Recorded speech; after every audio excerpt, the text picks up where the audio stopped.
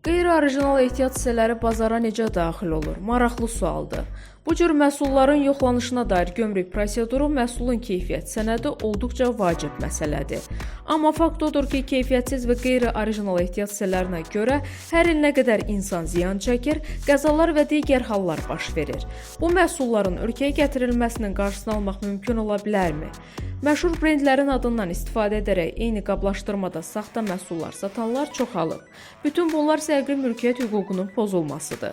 Dövlət Gömrük Komitəsindən idxal olunan ehtiyat hissələrinin gömrük nəzarəti və gömrük rəsmiləşdirilməsi xüsusiyyətləri ilə bağlı Avtosferaza bildirilib ki, Azərbaycan Respublikası Gömrük Məcəlləsinin 8.0.2-ci maddəsinə əsasən icrasına nəzarət gömrük orqanlarına həvalə edilmiş qanunvericilik aktlarına riayət olunmasını təmin etmək gömrük orqanlarının vəzifəsidir.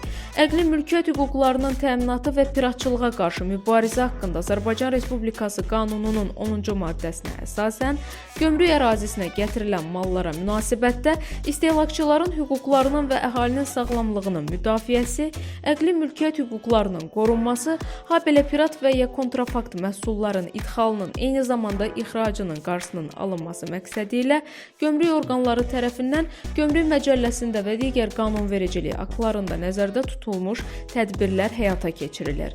Tərkibində əqli mülkiyyət hüquqları olan mallar üzərində gömrük nəzarətinin həyata keçirilməsi qaydaları Gömrük Məcəlləsinin, o cümlədən Nazirlər Kabinetinin müvafiq qaydalarının müddəalarına əsasən tənzimlənir.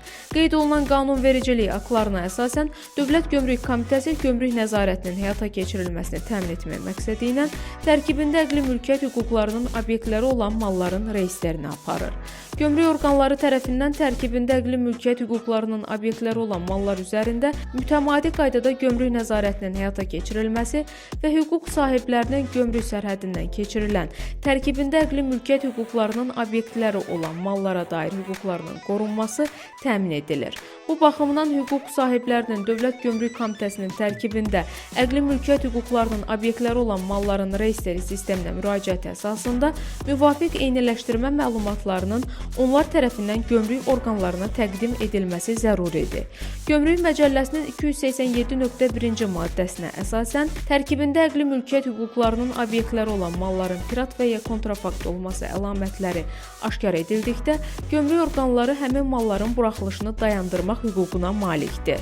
Dövlət Gömrük Komitəsi həmçinin bildirir ki, tərkibində əqli mülkiyyət hüquqlarının obyektləri olan mallardan qanunsuz istifadə Azərbaycan Respublikasının İnzibati Xətaları Məcəlləsinə və Cinayət Məcəlləsinə uyğun olaraq inzibati və cinayət məsuliyyəti yaradır.